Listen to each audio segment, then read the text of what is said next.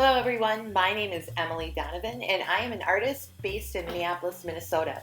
This is a series of videos I've put together that talks about my artistic process and ways to make color from nature.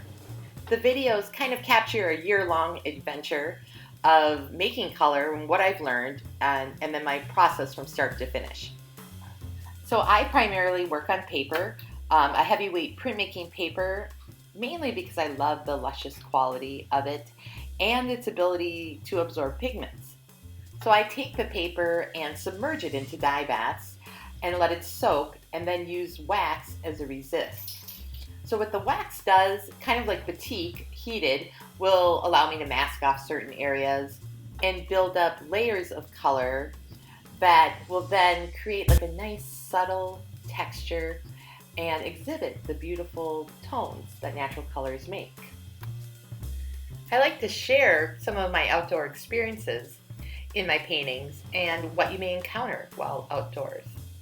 The process of collecting and foraging materials for color provides a special relationship with the environment, where you're watching for plant growth and seasonal change, and you begin to notice things about the natural world. It could be wildlife or bird migration. And I like to think about how these ideas come together and how we all coexist. So here's some information about how I forage for materials locally in the Twin Cities. All of these materials are water soluble, meaning that the plant pigments can be extracted by boiling them in water, and the heat's going to break down the plant materials and then pull out the pigments to create a dye that can be used with paper in my case, or the dyes are also suitable for other fibers such as wool, silk, or cotton. I feel like there's countless plant sources that can be found and foraged, often regional to specific areas. And here, what makes me really excited is that the plants are often weeds or prolific, invasive plants. So it's kind of nice to think about that you're redirecting or helping control some species that are undesirable. And the materials are often found in every urban or rural environment, and they would normally be cast off or discarded. Train yards surround my home and where my studio is located, but they often are kind of like a thicket full of buckthorn, full of tansy. These are invasive plants, as well as natives such as sumac or goldenrod. There are countless resources to find recipes to make natural dyes, and they are like recipes. They will tell you how to prepare the plant material, what you can add to it, such as mordants, to shift the color, giving you an idea about the chemistry and how pH levels or metals such as iron and salts can affect color.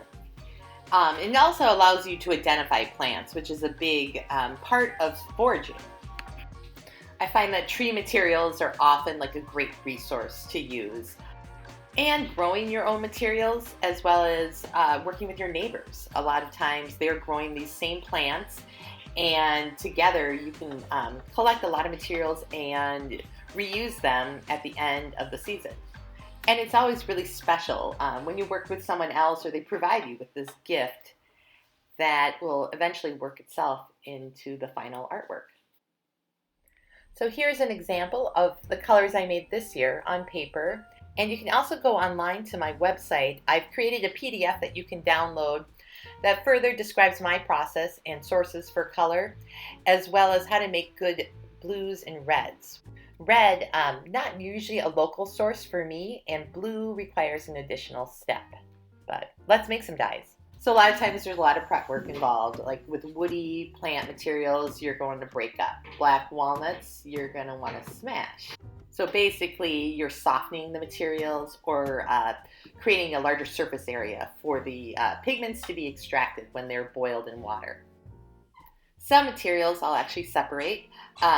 Sumac, for example, is very rich in tannins, and it's always going to make a wonderful, rich, tan, rosy gold color.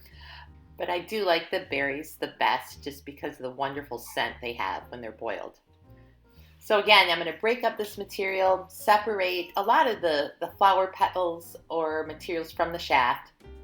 These are dahlias. They make a fantastic, really rich yellow to orange color. And then I'm going to use rainwater if I can. Water from my rain barrel or collected in pots outside, or water from my dehumidifier. Basically, to conserve wherever I can, and then I'm going to heat it up and boil the materials. Depending on what plants you're using, you may want to limit the amount of time or the temperature. These are onion skins. These you can boil the heck out of. But like any other recipe, as if you're cooking, I'd say pay attention to what materials you're using and think about how that heat is going to affect them, and also draw these pigments out into the dye bath. And just kind of by watching it, you can see the colors emerge. I then try to strain out as much of the plant materials from the dye bath, and then also save and dry out what I have left over. I found that a lot of these materials will still work after a season and always be available when you need them. So that kind of takes you through actually making the dyes. And in the next video, I'm going to take you to my studio and show you how I use the dyes with paper. I can modify them in the studio and change the colors, and how I create my work. I'm also going to go a little more into indigo and how to create a blue. It requires extra steps, and also lichen. So both of these are non-water soluble, but the colors are worth all the additional steps and research, and both have a wonderful history in the whole realm of natural dyes. So thank you everyone for watching, and thank you to the Minnesota State Arts Board who made this project possible. Stay tuned for the next video, and see you soon.